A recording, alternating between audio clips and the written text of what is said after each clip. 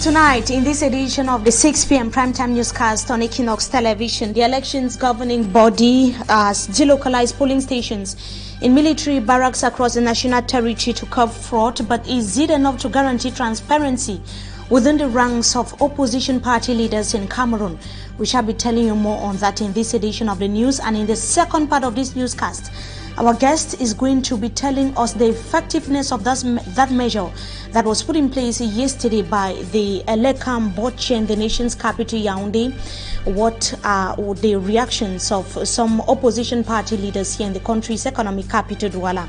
We will be telling you more on that in this edition of the news. Plus, the President of the Republic of Cameroon, accompanied by over a dozen ministers in the country, have so far left Cameroon for China to take part in the China-African Summit that is taking place in China. The meeting is expected to take place between the 3rd to the 4th of September 2018. We shall be telling you more on that in just a moment. Stay with us.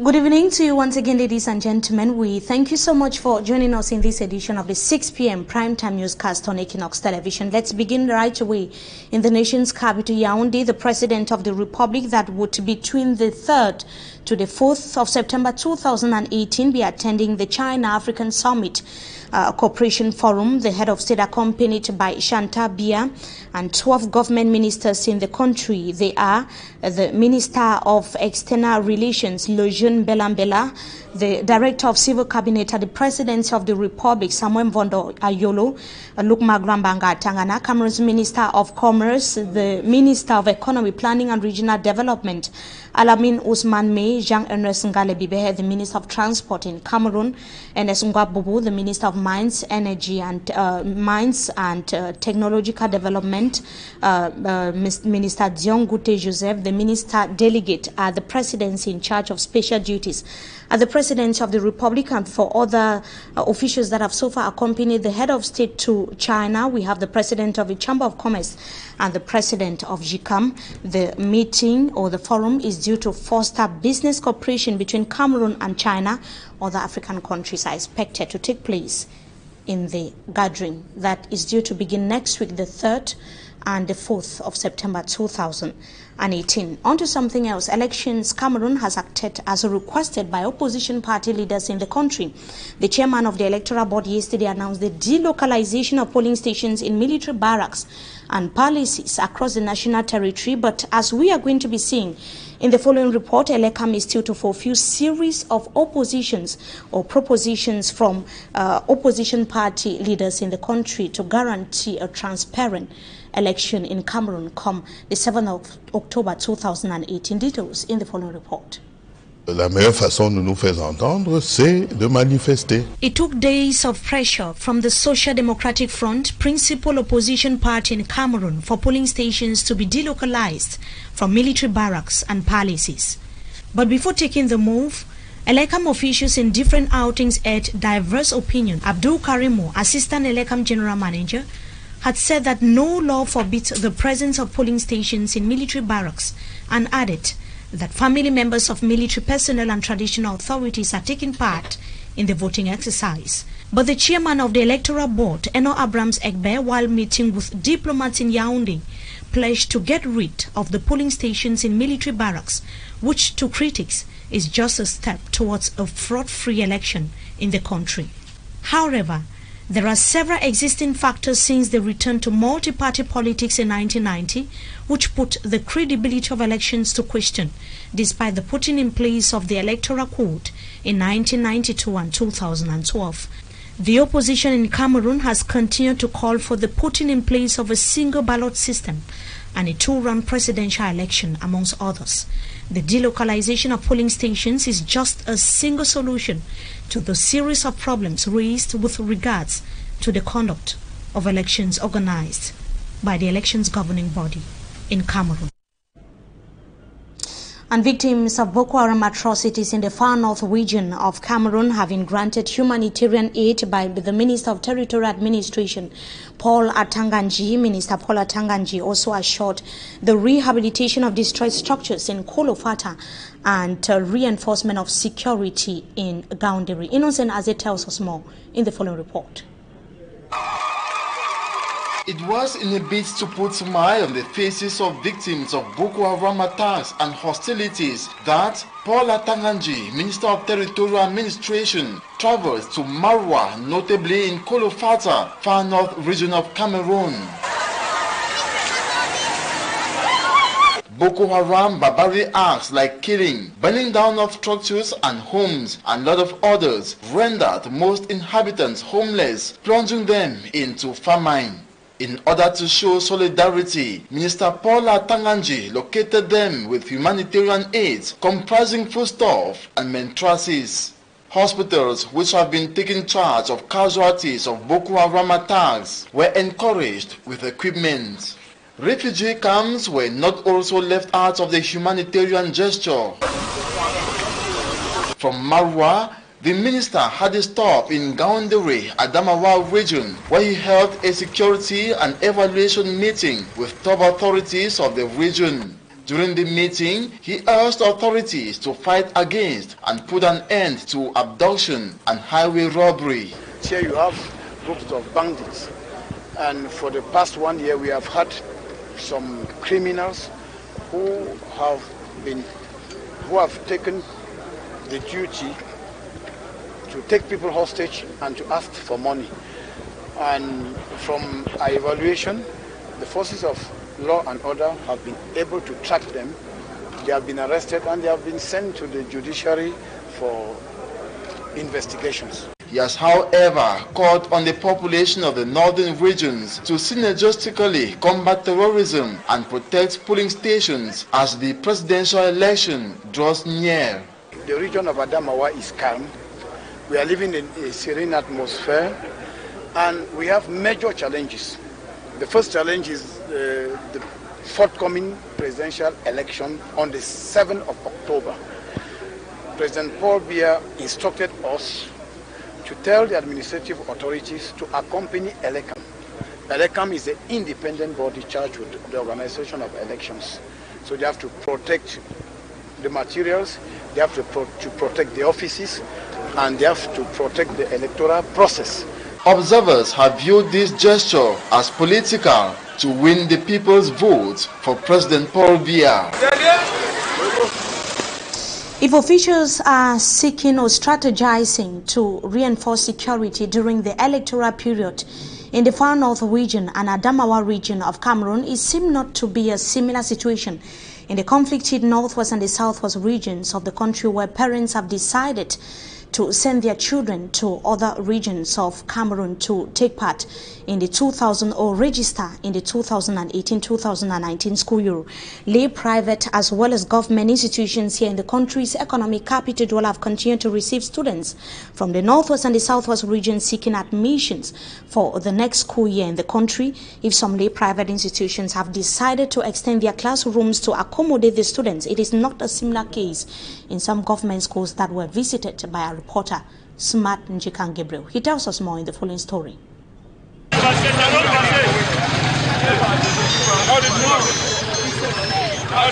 A very busy Bonaparte Park Tuesday.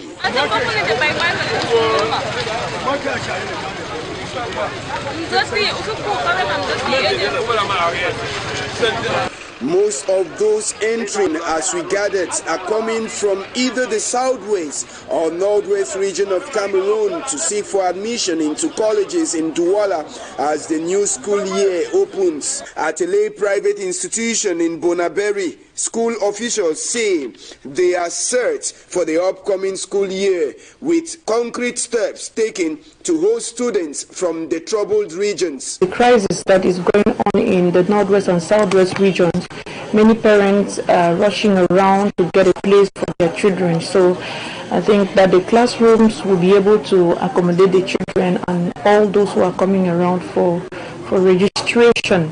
So spaces are still open for everybody. Registration is ongoing. and we shall continue till the end of this week. At the government bilingual high school in Deido, the principal says a good number of students are knocking at their door from the two English-speaking regions. Nous avons reçu un bon nombre de dossiers.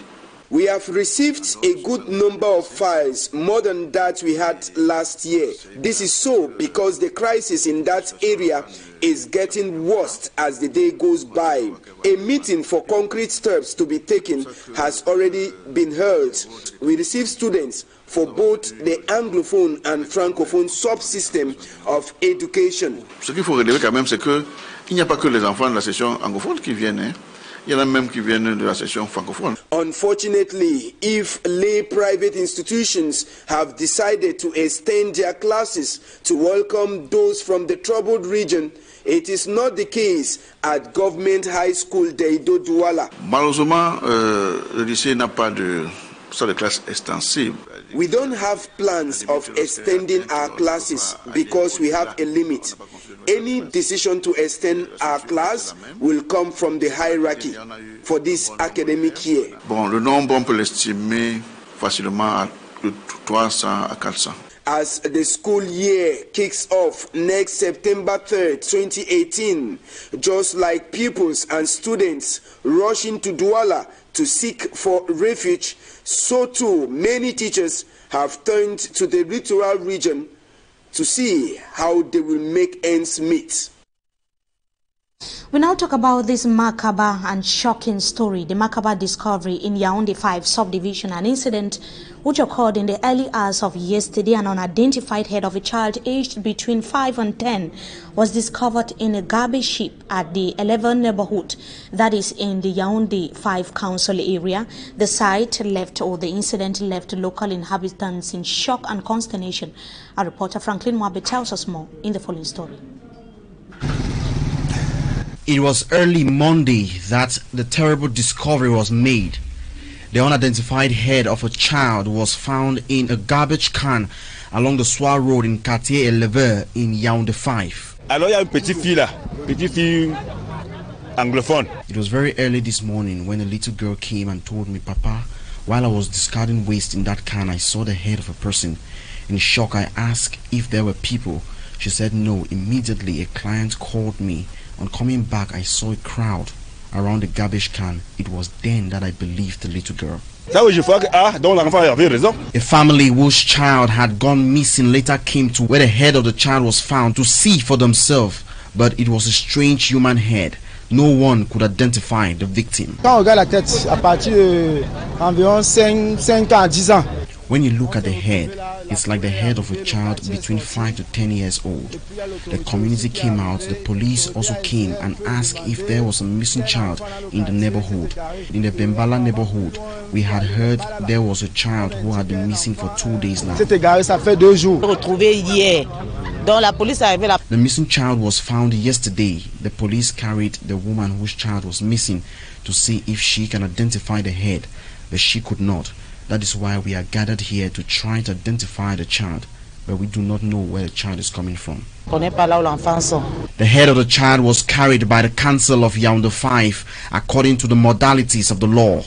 In the Eleven neighborhood, many believe it is a ritual act, as a similar situation had happened in the Mimbona neighborhood some time ago. The people who carry out such acts are terrible, because it is difficult to carry a child for 9 months and one day you see something like this. It hurts. We pray the Lord reveal those who carry out such acts. Inhabitants of the 11 neighborhood now live in panic and consternation as a result of the unusual incident they have witnessed. Investigations are on course. And Bana women here in the country's economic capital Douala have continued to mourn their fallen business tycoon Kajide Photo, whom they have described as umbrella and pillar, taken away by death. They were mourning and weeping over his death. That was at his residence here in the country's economic capital Douala, where thousands gathered yesterday night. Babila Jonathan has the details.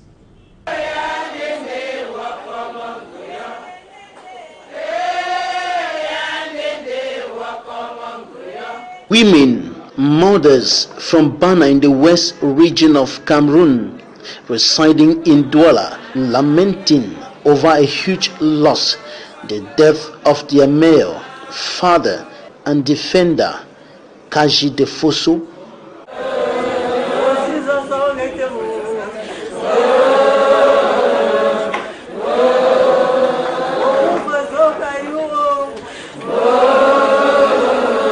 C'est pour montrer cet amour. It is a show of love for our patriarch. They converged on the Bonajo residence of the business tycoon Monday to mourn with the close relatives of the deceased. Some of them told us Kaji Defoso was everything they had.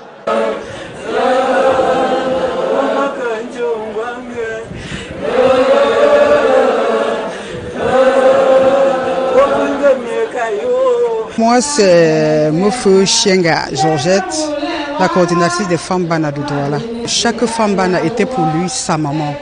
Every Bana woman was a mother to him. He was the man of all circumstances, especially for women. It is remarkable that he continued working in favor of women and his community till the last minute. He considered all indigents of Bana as his relatives.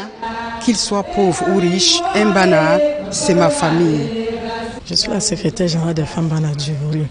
Je m'appelle Madame Tienche Emilienne, épouse Nubissi. Il était un épi de paix et de justice. Les œuvres. He was a pillar of peace and justice. The works and gifts of Papa Kaji are uncountable. Concerning the Bana women, I cannot name what he did for us. Our pillar, the Baobab, has fallen. Notre Baobab, notre pilier est tombé. Le Baobab est tombé. Nous sommes abattus.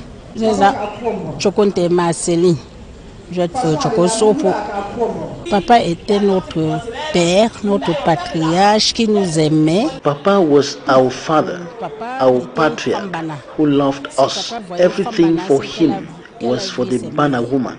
He saw the Bana woman as his mother. He saw the Bana women as his mothers, and he loved us with all his heart at all times. He widely opened the doors of his house for us because he called us his mothers, his women, his children. Il nous appelait ses mamans, ses femmes, ses enfants. The entire Bana village and the nation are lamenting over what is described as the fall of a giant baobab. 95-year-old Kaji Defoso. Défenseur des femmes, comme on dit. Vraiment, papa. Zocho. Vraiment, des moumous n'ont pas. Ban tche esprit zonjap. Il n'y a pas mon capsule jeune et doit là, au cas mon capsule. Notre parasol est coupé.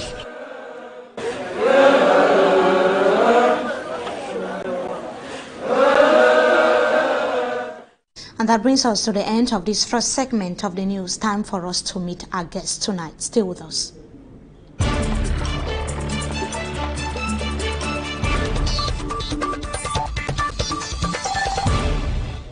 We are being joined tonight by Barrister at Law and President of the Reform Party in Cameroon, Barrister ASHU AGBOR Emmanuel. Barrister, good evening to you. Thank you so much for coming. Good evening, Mimi. Good evening, televiewers. I told you earlier that we are going to be discussing about the decision by the chairman of the electoral board that has decided, was announced, that polling stations would henceforth be delocalized in military barracks and palaces. What was your reaction after yesterday's announcement? Well, finally, the Director General of Elections has come back to his senses, because it was pure madness to carry polling stations to locate them inside military barracks. You see, people do things and don't even look at the consequences. The law governing military barracks is not civilian law, it's military law. Any offense that is committed in a military institution goes to the military court. So you cannot carry civilians and give them access to a military barracks on election day.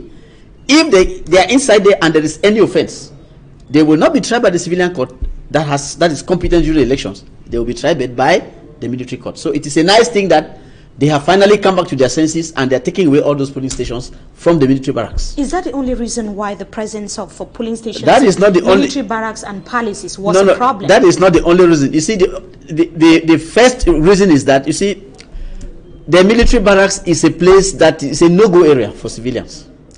And if you ask people to go to the military barracks to vote, you see, there are many people who will not want to enter there because it is a no-go area. So just the mere mention of the fact that people have to enter military barracks is enough to intimidate voters. It's voter intimidation. So to pull that thing away from the military barracks is a nice thing. And palaces too. But who can shake the phone's hand? Which villager is mad to shake the phone's hand? You carry a police and put it inside a phone's palace. You think who will enter there? Who enters there ordinarily? The Assistant General Manager of Elections Cameroon was justifying that it is not illegal because family members of the military personnel and the traditional authorities could take part in the voting exercise within the military barracks and within the palace. Since he is justifying, ordinarily do soldiers have polling stations in their barracks? It's nonsense, total nonsense. I think it's a nice thing they came back to their senses. Voter intimidation is going to be reduced. Those who were supposed to go and vote inside those barracks and inside the phones palaces will now be free to go to whichever polling station they will register to vote. Barrister, the context and the arena, the place where Eno Abrams Egbe actually made the announcement was not by chance. It was before some members of the diplomatic corps. What is the analysis that you make of the place, the persons, the personalities that were involved during that announcement? I see it as trying to justify the unjustifiable. He thinks that he wants to convince the diplomats that elections can be carried on in a country that is at war. That's nonsense. The very reason that prompted them to carry polling stations to put inside military barracks and chiefs palaces is because of the war situation. How can you be conducting elections during wartime? You see, that is just what that is trying to do. I believe that these diplomats are not stupid. They understand, because from the reports I heard journalists give, the diplomats were worried about the civil war atmosphere. So you cannot come to tell a diplomat that, no, we are going to have free and fair elections in the civil war atmosphere. It's not possible. So let him justify whatever he has to justify. These diplomats have their observers who will see for themselves. On election day, their observers will all go out and see whether the atmosphere is conducive for elections. Talking about the war atmosphere, that is the scenario in the northwest and the southwest regions of Cameroon. Reason why Elections Cameroon has decided to take special measures by centralizing, that is the term that they used, polling stations. They have decided to reduce the numbers and make sure that the few existing polling centers, that is how they called it, would have to be located in a particular place which would be secured so as to secure the voters as well as the Elecam officials. What do you think about this measure by Elections Cameroon? Well, they are trying to do their best. They are trying to do their best in a bad situation, because the real truth is that no meaningful election can be carried out in that area without that civil war atmosphere disappearing. That's the real truth. I don't understand if on that election day, the area that they call polling centers are attacked by the Amber Boys. What are they going to do? Will they say that there is security? Just one gunshot is enough for everybody to flee. So I mean, why do you insist on going on with something which everybody sees is wrong? There is a civil war situation. Solve it first. You don't want to solve the civil war situation. You want to go ahead at all costs to organize the election. Let them organize. Is that why the barrister did not take part in the presidential election? There are so many reasons. Because you met a media outing telling journalists here in Cameroon in general that you are going to take part. I don't accompany anybody. 2018 presidential election. I will not accompany anybody to his glory. You see, you understand. I mean, to you as an individual. Yes, you were saying you were going to take part in the election. I say I don't. What happened? Is it the political atmosphere? I don't accompany anybody to his glory. You will see what they will do with their elections. All those who are gracing up that they are going for elections, they will all be disillusioned. Come what may, They are only accompanying somebody. So you gave up because you knew. I didn't give up. I said it was a lost battle from the beginning. I don't accompany anybody. When there will be good elections, ASHU will take part. Good election. What do you mean by good elections? Elections where the real results will be announced. When the atmosphere is taking the place. The real results will be announced, because I know that now, come what may, they will announce whatever they want to announce. But Barrister, you knew this before announcing that you are going to take part in the election. No. There are facts. There were facts that didn't come up. You see, there are facts that didn't come up by the time we started. But when I prepared all my documents and I was about to go and file, then I saw it. I said, but what's the need? You could see. You see, some of my colleagues came out publicly. There are many others behind who have not yet talked. There are many others.